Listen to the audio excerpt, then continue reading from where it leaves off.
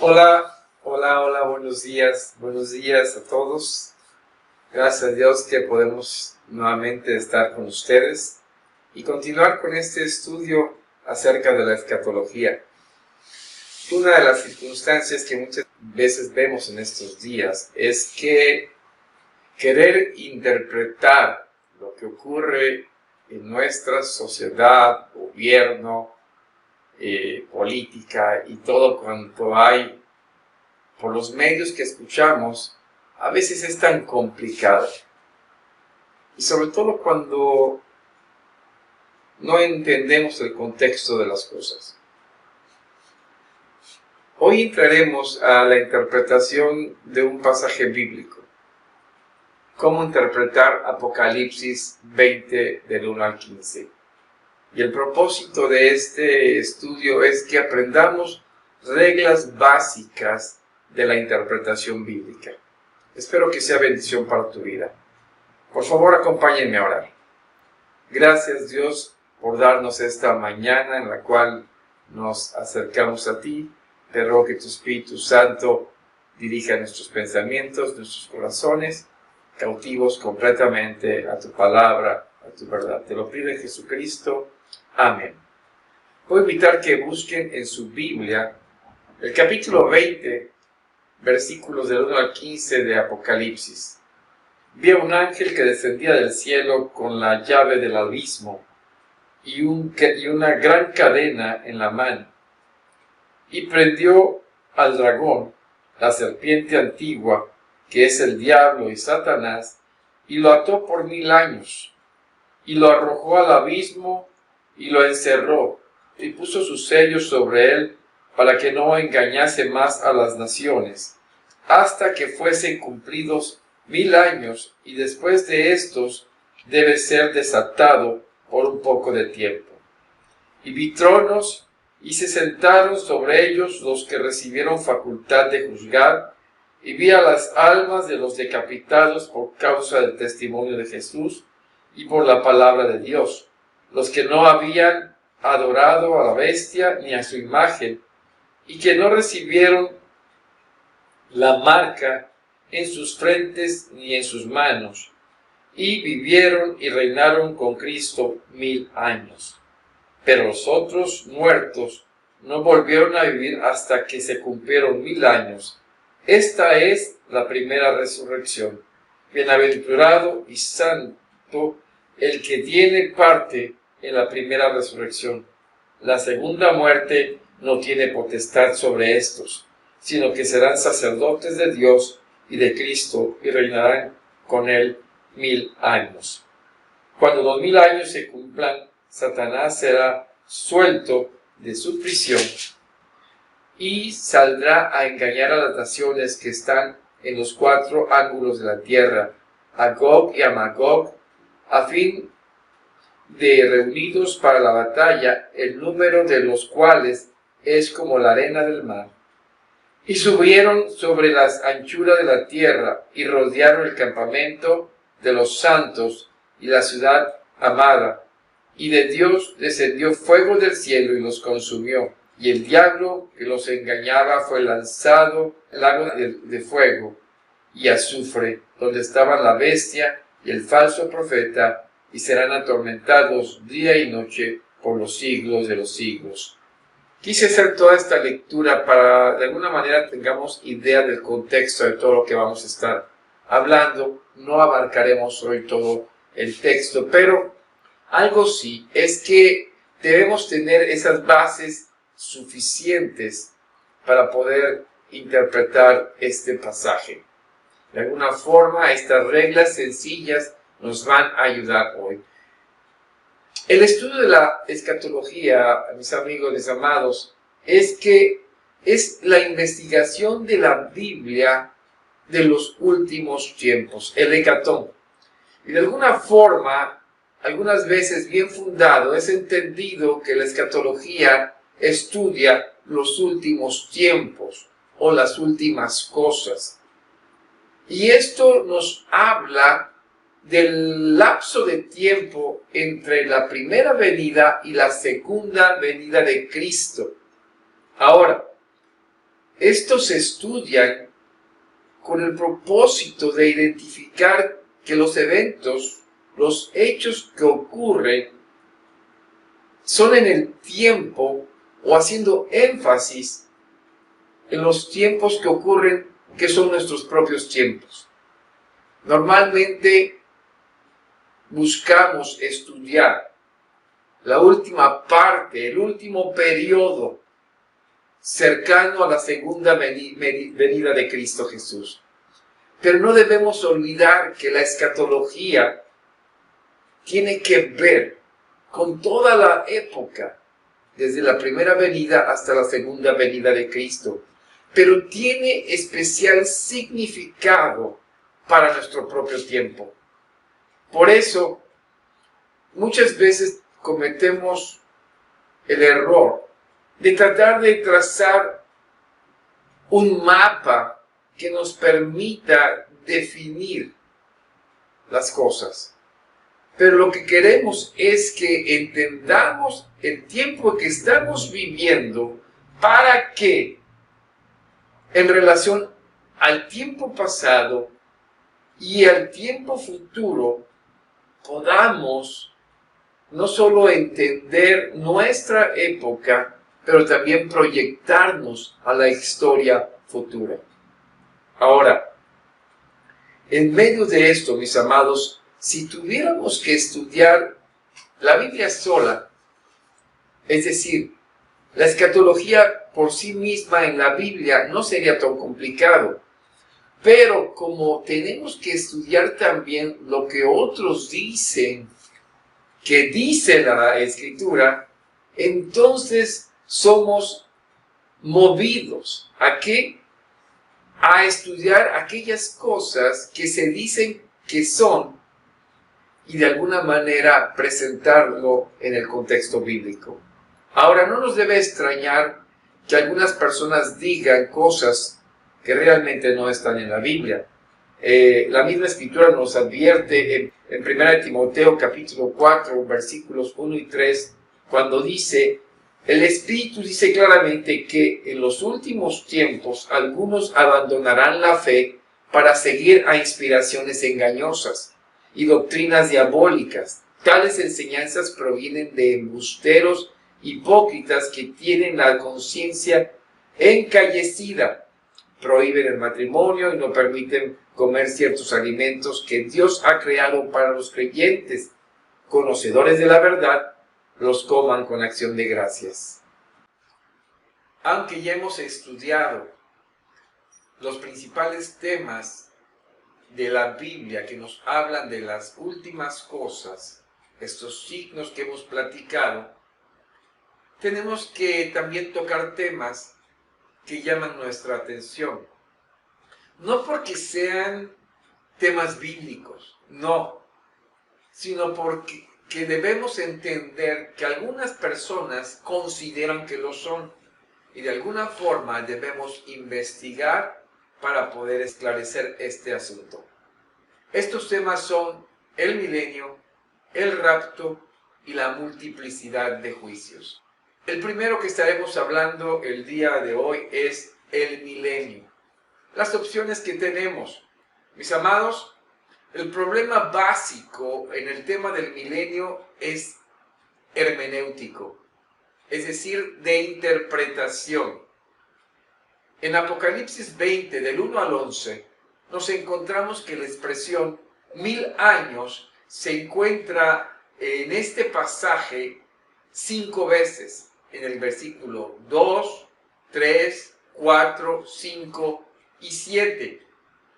Es el único lugar en que se encuentra en toda la Biblia. La expresión de 1000 años, es decir, el milenio, de alguna forma, los que se interesan en este término lo consideran que es un término literal, es decir, literalmente 1000 años, no son otra cosa.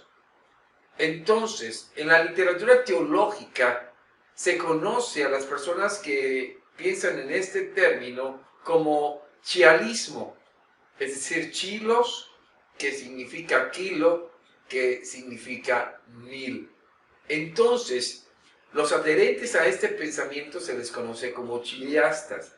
Ellos mismos, los que abogan por esto, interpretan que es literal, ¿sí? 1000 años. Y hay dos grupos, premilenialistas y postmilenialistas. La diferencia entre ellos es que la ubicación del milenio define su postura. Los premilenialistas dicen que Cristo vendrá antes del milenio. Y los postmilenialistas dicen que no, que Jesucristo viene después del milenio. Ahora, contra esta idea del milenio literal, que involucra más que número de años, se encuentran los amilenialistas. Digo llamados amilenialistas porque el prefijo a significa o indica no, sugiriendo que los amilenialistas no creen en el milenio. Y esa no es la realidad. No es que no crean en el milenio, no creen en un milenio literal de 1000 años. Y en este sentido nosotros como reformados pensamos en este punto así. Creemos en un milenio, pero no en un milenio literal de 1000 años. Porque es importante considerar que interpretar los 1000 años literalmente en un pasaje altamente simbólico es un error hermenéutico. Nada más por pensar en el pasaje de Apocalipsis capítulo 20, ¿cuántas figuras encontramos ahí simbólicas? La llave y la cadena seguramente son simbólicas, que es Satanás también, que a la vez es dragón y es serpiente. Juan ve las almas de los decapitados, sin embargo, luego ve que no tienen el sello o la marca en sus frentes. Luego el número de Gog-Magog es literalmente el mismo número de la arena del mar. Piensen, encontrar un número literal y exacto en una escena literaria completamente simbólica es altamente improbable. Además, en el uso de los números a través de todo el libro de Apocalipsis, nos sugiere que este número es la excepción a la regla. Es decir, es el único lugar donde encontramos un número literal, porque todos los demás son simbólicos. Alguien ha dicho que si los 1000 años son un número literal en el capítulo 20 de Apocalipsis, es el único uso de un número literal en todo el libro del Apocalipsis. Ahora, hay otro punto importante que considerar, y tiene que ver con los principios de interpretación de la Escritura y de la palabra de Dios. Y tiene que ver con la precedencia. ¿Qué es esto? Se debe de interpretar el resto de la Biblia a la luz de Apocalipsis 20 o viceversa. Apocalipsis 20 a la luz de toda la Escritura. Creo que la segunda respuesta es lo correcto, ¿sí? Y debemos interpretar este pasaje de Apocalipsis a la luz de toda la enseñanza y no viceversa. Mis amados, estas cuestiones de alguna manera se vuelven un poco complicadas. Si usamos el criterio de la literalidad para la interpretación, tenemos dos opciones que las consideran los pre- y los post-amilenialistas. Y de alguna manera aquellos que somos amilenialistas nos oponemos a los dos, pero si aplicáramos el criterio de que Cristo viene al final del milenio, no al principio del milenio, entonces de alguna manera, en alguna parte estaríamos de acuerdo un poco con el posmilenialismo, porque de alguna manera los dos creemos que al final del milenio vendrá Cristo a la tierra, no al principio. Dentro de este panorama tenemos que encontrar las razones bíblicas para tomar una decisión. Así que lo segundo que estaremos viendo es la exégesis necesaria. La exégesis nos lleva completamente al análisis por parte y parte del pasaje. Y de alguna forma en Apocalipsis 20 debemos relacionar el texto con todo el libro de Apocalipsis. Y esto es importante porque el Apocalipsis es un libro unitario. Es decir, no es un libro que se conoce como aforismo, que esté dividido en partes independientes. Un ejemplo es el libro de Proverbios. El libro de Proverbios tiene diferentes partes que puede que unas no tengan relación con las otras. No es así el capítulo 20 de Apocalipsis. El capítulo 20 de Apocalipsis tiene un lugar específico dentro de la unidad de un libro. Y este libro tiene su estructura y su desarrollo. Y el capítulo 20 se encuentra en la ubicación precisa de esta estructura. Por eso es importante considerar este capítulo dentro de la estructura del libro de Apocalipsis. Ahora bien, el libro de Apocalipsis tiene 7 grandes secciones paralelas. Son capítulo 1 al 3, 4 al 7, 8 al 11, 12 al 14, 15 al 16, 17 al 19 y 20 al 22. La que estaremos estudiando, la ley de la sección que estudiamos, que es del 20 al 22, es el principio de la séptima sección que estaremos estudiando de este libro. Cuando hablamos que son paralelas, están hablando del mismo asunto, pero con cierto progreso. ¿Qué quiero decir con esto? Que las 7 secciones tienen un paralelismo progresivo.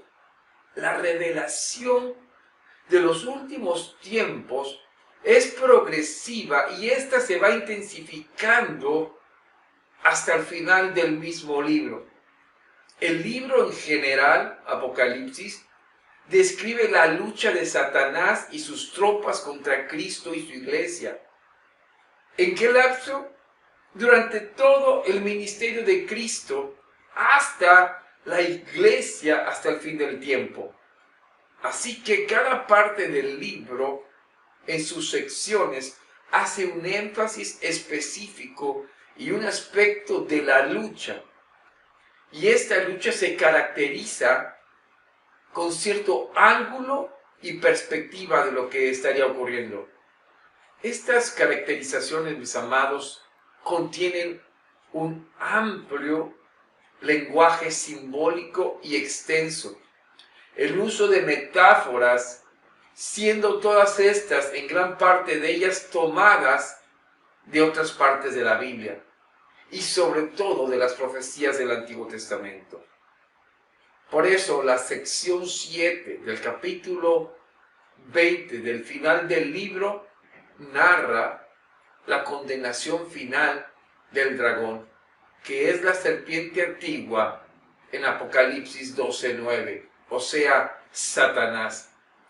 Y desarrollando un poco más este tema, mis amados, estamos tratando de ver que muchas veces en el libro hace énfasis en el juicio. ¿A quién? El juicio final y el castigo de Satanás y sus ángeles.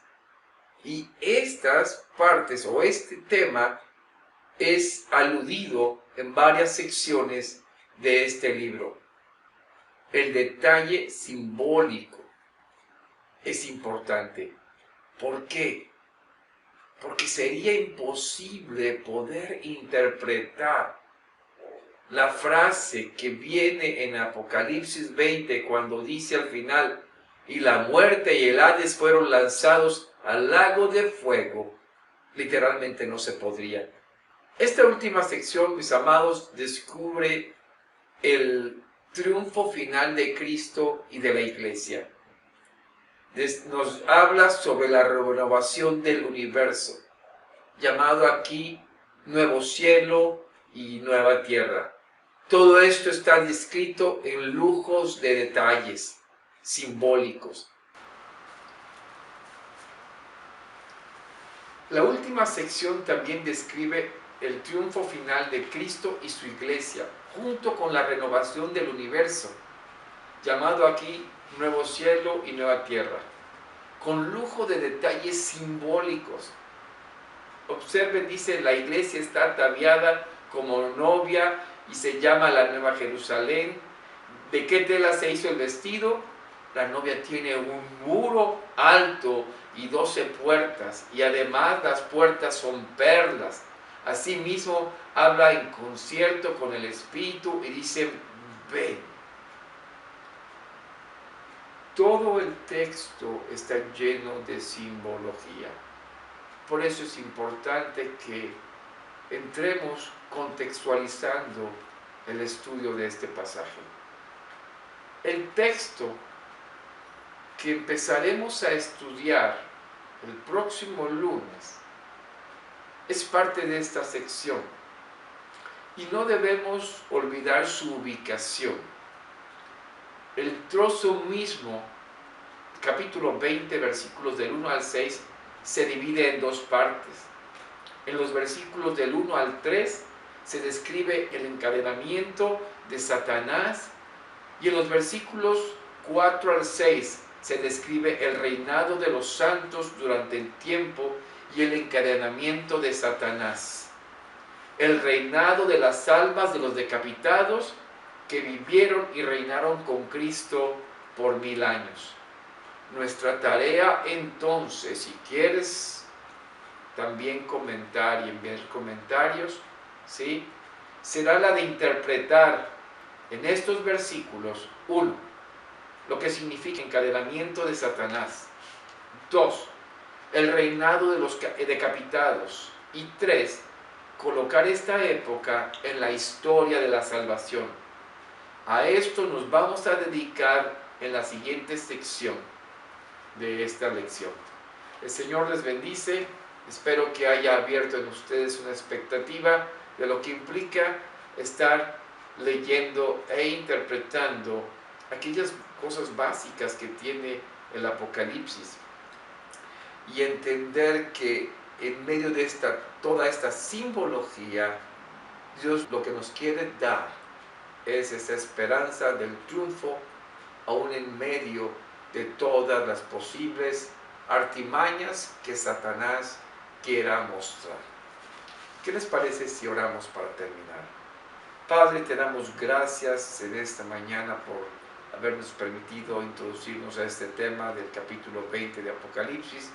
Dios, te ruego que des sabiduría y de alguna forma caminemos en fe, buscando la dirección de tu Espíritu Santo. Gracias, Dios, por este tiempo en Jesucristo. Amén. Dios les bendiga.